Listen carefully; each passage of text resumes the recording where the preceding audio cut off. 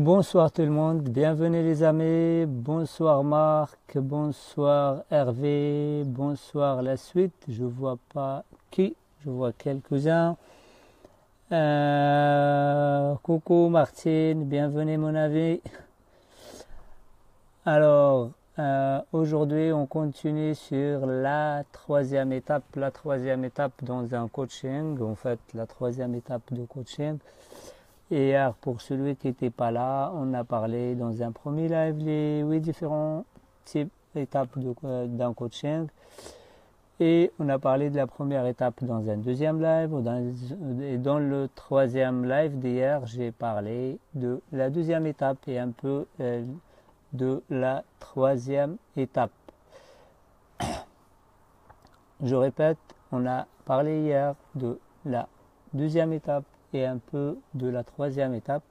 Aujourd'hui, on va parler un petit peu de la troisième étape. C'est une longue étape dans le coaching. C'est l'étape où il faut faire beaucoup de travail, on va creuser, on va chercher sans travailler les choses. En fait, on va chercher les fondamentaux de la personne, ses envies, ses besoins, ses croyances, ses limites, ses valeurs, etc. Sans les travailler, on va les noter l'une après l'autre. Donc, si vous avez des questions, si vous avez des choses par rapport à ce qu'on a dit hier, n'hésitez pas à me les poser ici. Et aussi, je profite pour que je remercie toutes les personnes qui sont inscrites hier. Un grand merci à vous tous, à Jérôme, à Jérémy et aussi à Catherine. Merci beaucoup. Je suis très reconnaissant. Merci énormément. Malheureusement, comme j'ai dit et je le répète parce que j'ai plusieurs demandes et plusieurs questions, je n'ai plus de place VIP. Les places VIP, il n'y a plus, ils sont tous partis. Je n'ai aucune, donc désolé pour cela, sinon pour la suite, le lien il est juste ici si vous voulez jeter un petit coup d'œil sur la formation, celui qui est intéressé, celui qui n'est pas intéressé par la formation, il continue à écouter le live. On va partager avec vous quand même ce qu'on doit faire dans cette étape, la troisième étape du coaching. La troisième étape du coaching, c'est la suite, c'est aller la suite logique de la deuxième étape. Par contre, juste une petite question. Ces étapes-là, c'est pour, juste moi, je l'ai dit pour vous, pour si vous n'êtes pas coach, ou si vous êtes coach, si vous n'avez pas d'expérience, des choses comme ça. Bonsoir Sandrine, bienvenue mon ami. C'est juste pour un petit peu, pour faire un repère en fait. Ça ne veut pas dire qu'à chaque moment on s'arrête, on dit au client c'est la première, c'est la deuxième, c'est la troisième. Non, ça ne se passe pas de cette manière, mais pour vous, autant que coach, pour que vous aurez des repères, pour que vous aurez des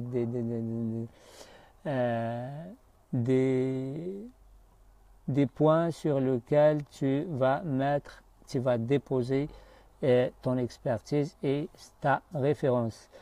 Bonsoir Abdelmoumen, bonsoir Hélène, bonsoir tout le monde. Lionel que je vois, d'autres pas. Voilà Abdelmoumen, tu es dans quel coin mon ami? Hélène, je crois qu'elle est à Lyon si je ne me trompe pas. Donc partagez avec nous, vous êtes dans quel coin? Est-ce qu'il fait chaud, il fait froid? Aujourd'hui on a une chaleur, waouh, c'est pour cela que j'ai resté un petit peu tard. Je n'ai pas fait le live tôt, c'est à cause de la chaleur, vraiment, il faisait très chaud, j'ai préféré de rester un petit peu à l'ombre jusqu'à maintenant. Maintenant il fait froid même, il fait quand même froid, mais j'ai pensé à toutes les personnes qui n'ont pas une forêt derrière comme moi, donc j'ai dit on attend un petit peu. Comme j'ai dit, la troisième étape, c'est l'étape, en fait c'est la continuité logique de la deuxième étape. Dans un moment donné, on a Abdelmoumen qui me dit je suis au Maroc, il fait trop chaud. J'imagine Abdelmoumen qu'ici il ne fait pas très chaud par rapport au Maroc. vraiment une petite pensée à vous, tous les Marocains et tous les Africains, tous les gens qui sont dans la chaleur. Martine qui est en Belgique, il fait torride ici aussi. Hein, j'imagine aussi à Liège, c'est un endroit où il fait chaud aussi, sûrement. Voilà, donc la troisième étape, elle commence par demander à votre client dans quel état il est. C'est en fait c'est l'étude, c'est l'exploration de l'état présent. Il est dans quel état, qu'est-ce qui lui convient, qu'est-ce qui lui convient pas, et aussi son niveau de satisfaction sur ce qu'il est en train de vivre, et orienter-lui vers le futur, vers une vue positive, si je peux dire. Mettez-le dans un état positif et demandez-lui qu'est-ce qu'il veut atteindre, etc. Une fois qu'il va vous dire ce qu'il veut atteindre, demandez-lui une fois son état de satisfaction après cet exercice et continuez. Là, la troisième étape, comme j'ai dit, c'est la troisième étape d'exploration. Explorer, pas travailler. Je répète, pas le travail. Et juste explorer, parce qu'il y a beaucoup de gens qui commencent à travailler dans l'étape 3, ils vont passer à côté de beaucoup de choses. En fait, aller chercher, comme j'ai dit, travailler, mettez la lumière sur les zones d'ombre de votre client, regarder ce qu'il va, ce qu'il ne va pas, quel terme il utilise, revenez sur les mots qu'il utilise, demandez aussi qu'il clarifie, ça veut dire quoi pour lui, etc. Et vous allez chercher ses besoins, ses envies et ses valeurs, ses limites, etc. Tout ce qu'il nourrit, tout ce qu'il fait en fait, tout ce qu'il fait, le fondement de la personne, de la personnalité de la personne en fait. Notez tout cela et allez voir, par exemple, quand je parle les envies, c'est quelque chose qu'on prend en compte, mais on ne construit pas sur une envie. Derrière chaque envie, il y a un besoin. Allez vers le besoin de la personne. Derrière chaque envie, il y a un besoin. Les envies, on les prend en compte, mais on construit rien là-dessus. En fait, pour que vous compreniez la personne, c'est vraiment, elle a envie juste aller dans une étape d'envie ou vraiment dans autre chose. Je vous donne un titre exemple. Sûrement, vous avez rencontré des gens qui vous disent écoute, je ne peux plus travailler ce travail, je ne peux plus faire ça, je ne peux plus cette relation, etc. Quand tu lui demandes ok, j'ai bien compris, tu ne peux plus faire ça, mais tu vas changer ça quand la personne te dit non, c'est pas la peine, c'est juste là vous comprenez que la personne elle n'est pas dans un moment de changement, mais juste elle a un besoin, elle veut exprimer quelque chose, elle veut exprimer un malaise. C'est à vous d'aller chercher derrière ce besoin, qu'est-ce qu'il se cache encore. On a commencé par l'envie qui nous mène vers un besoin. Alors, je vais voir s'il y a d'autres questions. Bonsoir Véro, bienvenue mon ami. Abdelmoumen qui me dit parfois on trouve qu'on a une très grande énergie pour faire beaucoup de choses, beaucoup de projets, un salarié de faire une salle de sport, une petite affaire, etc. Il y a des mineries pour organiser des projets. Et merci. Oui, parfois Abdelmoumen c'est normal, parfois on a de l'énergie, des fois pas. C'est tout à fait normal. La vie, ça monte, ça descend. Mais ce qui est important aussi, c'est de garder cette constance aussi, de comprendre que c'est normal. Des fois, même moi, je n'ai pas de motivation, je n'ai pas d'envie de faire les choses. Ça m'arrive, ça m'arrive. Ces jours-ci, je suis en vacances, je me repose, je n'ai pas envie de faire quoi que ce soit. Je coach des personnes comme ça pour le plaisir. Et c'est tout à fait normal que des fois, on n'a pas envie de faire les choses. Mais cette envie, elle a une raison. Peut-être qu'on est fatigué, peut-être qu'on ne veut pas faire autre chose, etc. Il ne faut pas que cette envie de ne pas travailler, elle devienne la règle en fait. Mais comprendre, c'est tout à fait normal. Si tu as envie de reposer, quel est ton besoin derrière cette envie? Pourquoi tu veux? Peut-être que tu es fatigué, peut-être que tu n'aimes pas ce que tu fais, etc. On a Marc qui me dit, je te vois pas là-bas, je vais te regarder ici sur mon ordi. Marc qui me dit, dis-moi, ça sera différé. Oui, c'est un live, tu peux le regarder comme tu le souhaites. C'est un live, tu peux le regarder comme tu veux. Il sera aujourd'hui ici et demain. Il ne sera pas long celui d'aujourd'hui. Je vais juste donner une petite partie de ce qu'on va faire dans la troisième étape. Comme j'ai dit, allez-y chercher les besoins de la personne, les envies de la personne, les besoins. Et après, les valeurs, les limites, les croyances, tout ce qu'il y a. Marie qui me dit super mauvaise connexion internet, ça ne marche pas. Est-ce que pour vous les amis, vous m'entendez? Est-ce que je n'ai pas demandé Marie, je ne sais pas. Je n'ai pas demandé pour moi. Je vois que la connexion sur mon Mac elle est bonne, sur le téléphone elle est même bonne de chez moi. Mais chez toi, je ne sais pas. Est-ce que pour le reste, les personnes qui sont avec nous, c'est normal. Sandrine qui me dit tout va bien. Abdelmoumen qui me dit merci pour l'info, c'est vraiment intéressant. Merci mon ami. Voilà Marie, donc ça va pour tout le monde, je ne sais pas, et actualise la page de ton côté. Martine en Belgique qui me dit tout va bien, donc peut-être c'est à toi d'actualiser ta page, ou peut-être ça ira mieux, tu changes de place si tu regardes sur un mobile. Donc comme j'ai dit, vous n'allez pas travailler ce que je suis en train de dire, le détecter, le noter. Comme j'ai dit hier, je vais vous rappeler, je prends toujours un carnet, je partage la feuille sur 4 et je prends les notes sur chaque côté pour que ça ne mélange pas les choses, que ça ne mélange pas les idées, et je peux revenir sur toutes ces idées si j'aurais besoin une autre fois, ou par exemple pour donner des exercices ou pour faire le suivi de votre client. Pourquoi cette étape elle est très importante?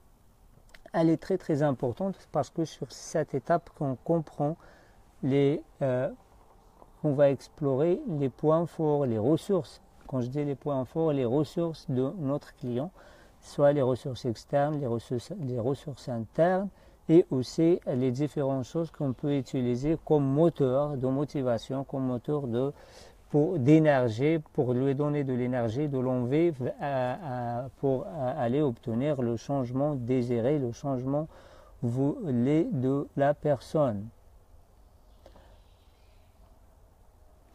Voilà, c'est comme ça qu'on va faire. Pourquoi? Parce que les gens sont motivés par s'ils vont bien.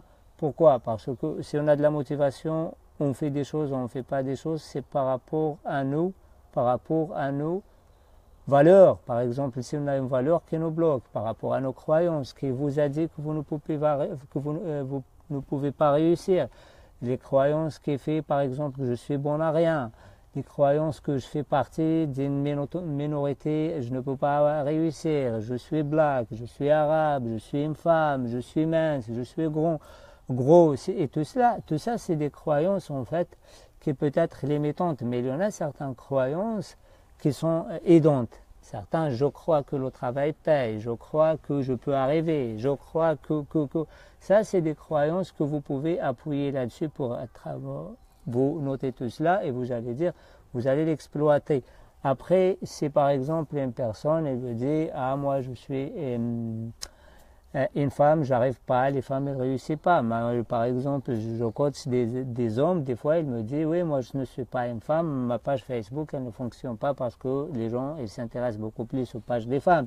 Et quand je parle aux femmes, elles me disent, moi je suis une femme, les gens ils s'intéressent beaucoup plus aux hommes et ainsi de suite. Tout cela c'est des croyances qui peut freiner votre client, etc. C'est pour cela d'où l'importance de les noter, de de prendre en compte ça, parce que quand vous passez à l'étape suivante pour travailler, vous savez sur quoi vous allez vous baser.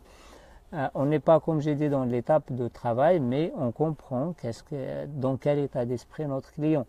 En quoi une valeur, parce que j'ai reçu aussi des questions hier et ce matin, en quoi une valeur, elle peut être aidante et elle peut être en même temps limitante. Oui, ça peut être aidante, ça peut être limitante. Par exemple, l'honnêteté. L'honnêteté, si tu travailles sur un poste, par exemple, dans une entreprise et tu considères que ce qu'elle fait, l'entreprise, elle n'est pas honnête, ta valeur honnêteté, elle va te bloquer pour faire ce travail. Tu ne peux pas le faire. Et c'est par exemple, tu as juste une croyance. Là, je vais vous donner deux exemples sur la croyance et sur la valeur. C'est par exemple, tu crois que c'est pas honnête, ta valeur honnêteté, elle va tout de suite renforcer ta croyance que la chose elle n'est pas honnête. Mais qui t'a dit par exemple qu'elle n'est pas honnête? Sur quelle base tu penses que c'est pas honnête? Sur ton ressenti, sur ton éducation, sur ce que tu penses, etc. Je vous donne un exemple concret. Par exemple, des fois on dit aux gens que je fais de la manipulation mentale. Quand tu dis à quelqu'un je fais de la manipulation mentale, la personne elle a peur, ah non, épargne-moi de tout cela. Et en fait, on fait toujours la manipulation. On est tous des manipulateurs et des manipulatrices, sans exception. On se réveille le matin, on se lave, on met un parfum, on s'habille bien, on ne s'énerve pas dans la rue, on montre une bonne image de nous. C'est quoi ça? C'est de la manipulation. Une femme, elle se lève le matin, elle se coiffe, elle se maquille, etc. Il y en a même, elle dit, ouais, moi je ne me mets pas ma caméra parce que je ne suis pas coiffée, je ne suis pas maquillée, etc. Pourquoi vous allez mettre du maquillage? Pourquoi vous allez mettre un parfum? Pourquoi vous allez coiffer? Pourquoi? Justement, c'est de la manipulation pure et simple. Prenez une photo de vous comme ça et mettez-la sur Facebook, vous n'allez pas la mettre. C'est pareil dans la vie. On va manipuler le client, mais manipulation positive, constructive, dans l'intérêt du client, parce que c'est juste en français, la langue française, des fois, elle a certains réticences sur certaines choses. Donc, par exemple, si tu vas chez un ostéopathe, quelqu'un qui te fait le massage, il te fait quoi? Il va te manipuler, il te manipule physiquement, il va manipuler un muscle, pareil, un coach, il va manipuler une idée, il va manipuler une croyance, il va manipuler une valeur dans le bon sens, avec une bonne intention. La manipulation, ça ne veut pas dire la manipulation négative. Donc, vous voyez, quand vous dites, par exemple, le mot manipulation, la personne dans sa croyance, c'est quelque chose qui n'est pas bien, mais à la base, si c'est les bénéfiques, c'est bien. La personne, elle va faire appel à sa valeur honnêteté. Elle dit, ça c'est pas honnête, je le fais pas. Un exemple concret de ce qu'on peut dire de tout cela. Alors, si on n'a pas de questions, on a Ismaël qui dit bonsoir, bienvenue Ismaël, mon ami. On a Sandrine Véro qui dit ça dépend Sandrine. Oui, exactement, ça dépend. Normalement, les parents sont bienveillants. Oui, c'est une manipulation bienveillante. Par exemple, on dit à un enfant, regarde là-bas, il regarde, on lui cache quelque chose, le sucre, les chocolats, les gâteaux, il tombe malade. Et ça, c'est vraiment, c'est de la manipulation, mais c'est de la manipulation dans l'intérêt de l'enfant. Moi, je vous invite pas à aller manipuler les gens. Je vous invite, par exemple, je donne juste un exemple comment une croyance, elle peut nous faire appel à une valeur qui peut nous faire un blocage. Notre valeur honnêteté, elle ne laisse pas faire et on met une limite et vous voyez que tout est lié. Tout est lié. J'ai envie de t'aider. J'ai besoin que tu changes, je te dis quelque chose, cette chose-là, elle va te heurter une de tes croyances, Ta croyance, elle fait appel à une de tes valeurs. La valeur, elle te dit non, elle ne le fait pas. Et du coup, tu poses une limite et tu bloques pour vous. Et d'où l'importance de comprendre les valeurs de la personne. Demande-lui, ça veut dire quoi, l'honnêteté pour vous, ça veut dire ça. Et tout cela, parce qu'il y a des gens qui te disent... moi, cette valeur, ça m'empêche d'avancer. On va chercher une autre valeur. On ne demande pas à la personne de changer sa valeur, mais on lui demande, par exemple, si tu fais ça, c'est pas honnête. Qu'est-ce que tu peux faire pour aider? Pourquoi c'est pas honnête? La personne, elle te dit, écoute, je trouve qu'il facture beaucoup pour les clients. Tu lui dis, ok. Et la concurrence, elle facture ce prix combien? Elle te dit, il le facture à 10 euros par exemple, et vous le faites à combien? On le fait à 10 euros. Donc, qu'est-ce qui n'est pas honnête dedans? Et là, la personne, elle comprend que c'est le prix du marché, qui a aucun, mais sa croyance à lui, elle pense que c'est pas honnête, c'est si cher. Mais non. Quand on demande d'aller voir la concurrence, le prix sur le marché, c'est quoi? Elle te dit, c'est ce prix-là. Et là, vous allez dissiper tout de suite cette croyance qui est... Et si la personne, elle résiste, par exemple, vous allez lui rappeler le sens de responsabilité. Quand tu fais un travail, par exemple, si vous trouvez que votre client, vous avez détecté, c'est votre client, par exemple, la responsabilité, c'est quelque chose d'important pour lui, le respect, je ne sais pas, vous trouvez, il y en a toujours des valeurs chez votre client que vous allez détecter. Par exemple, est-ce que c'est responsable que vous êtes payé pour quelque chose que vous ne le faites pas? Et là, elle te dit, ah non, oui, donc si vous êtes payé pour cette chose-là, vous devrez le faire. Est-ce que c'est respectueux? Est-ce que c'est honnête? Et là, elle te dit, non, c'est pas honnête. Vous voyez, on le prend par sa valeur à lui pour, par exemple, le pousser vers le changement, pour pas le pousser, pour l'attirer, pour l'accompagner vers le changement. Est-ce que c'est clair jusqu'ici, les amis? Est-ce que c'est clair pour vous ou pas? Si c'est clair, oui, vous allez me le dire au pouce, au cœur, juste une petite langue, vous me tirez la langue, et ça ira beaucoup mieux. Donc voilà, merci Ismaël, merci beaucoup. Voilà, pour toi c'est clair, pour les 10 qui restent, je ne sais pas, peut-être que ce n'est pas clair. On continue, Véro qui me dit oui.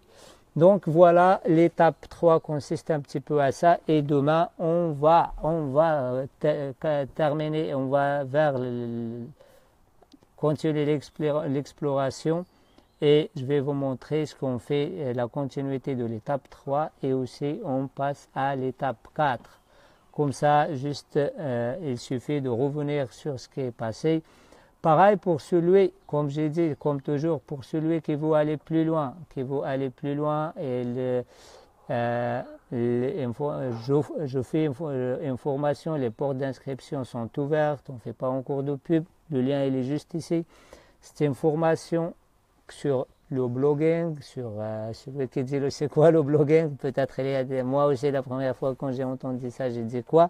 Le blogging en fait c'est l'art de créer un site internet. Comment créer un site internet, comment ramener du trafic sur un site internet, comment écrire les articles, comment faire les conversions, etc. Donc ça, une formation complète sur ça. Donc cette formation, l'art de réussir et d'entreprendre, ça consiste en partie sur le web, sur la création des sites. Vous aurez un accompagnement d'un an sur la création d'un site et la formation dessus, d'une valeur de 2000 €. Vous aurez aussi une formation coaching de A à Z en détail, coaching de live au coaching professionnel ou les deux ensemble comme vous le souhaitez, des valeurs de 5000 €.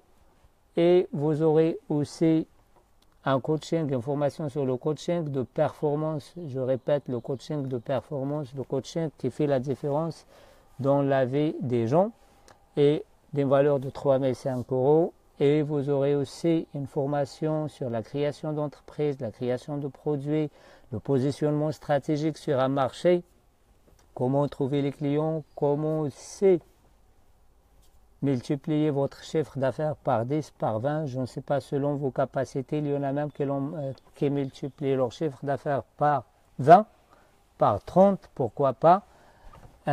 Comment vous faites pour travailler que 4 à 1 semaine ou 10 jours par mois et le reste, vous êtes dans le repos pour vous. Comment vous faites pour donner des conférences un petit peu partout dans le monde entier.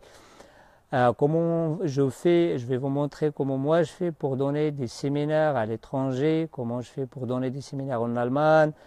J'ai le prochain, c'est ce week-end à Marienbad, dans République tchèque, etc. Donc je vais partager avec vous, je vais vous former comment vous faites tout cela. Le tout suivi par un live de 3 jours. Un live de 3 jours dans un hôtel de rêve. Vous aurez l'accès au spa, à la piscine, vous aurez les repas, tout cela, la valeur du live de 2000 €. Le fait, toute la formation, elle est presque offerte, toute la formation, elle est à 2000 €. Le lien, il est juste ici. Vous pouvez cliquer, vous pouvez aller voir. Si vous avez des questions, n'hésitez pas à me les poser. C'est une formation à taille humaine. On aura la moitié des places sont parties, plus de la moitié d'abord. Il me reste peut-être entre 2 et 10 places qui sont encore disponibles. Donc les amis, n'hésitez pas si vous avez des questions, si vous avez soit en MP ou essai. Quant à moi, je vais vous laisser. Je vous dis merci pour votre attente, pour votre compréhension. Merci pour votre participation. Et je continue avec vous demain les étapes de coaching qui restent. Pour celui qui n'a pas les moyens, ce n'est pas un problème. Continuez à me suivre sur cette page ici. Je vais regarder juste si vous avez des questions.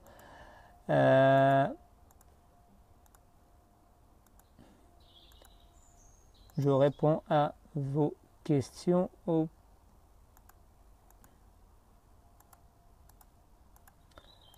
Ce n'est pas facile sur cet ordinateur. Hop là.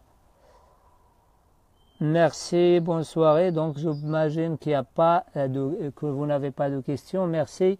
Je vous rappelle que la somme de 1997 €, 1997 € seulement, c'est quoi 1997 €? C'est un investissement de 5,47 € par jour. 5,47 € par jour. Si vous prenez 2 cafés ou 3 cafés par jour, c'est l'équivalent de 2 cafés par jour. Et il n'y a aucune personne qui nous dépense moins de 5 € par jour dans les futilités. Donc les amis, je vous dis à très bientôt. Je vous aime et continuez à me suivre. Et à très bientôt. Partagez ce live sur votre mur, sur votre page, si vous pensez qu'il est intéressant. Et d'ici demain, je vous dis, je vous aime. Bye bye.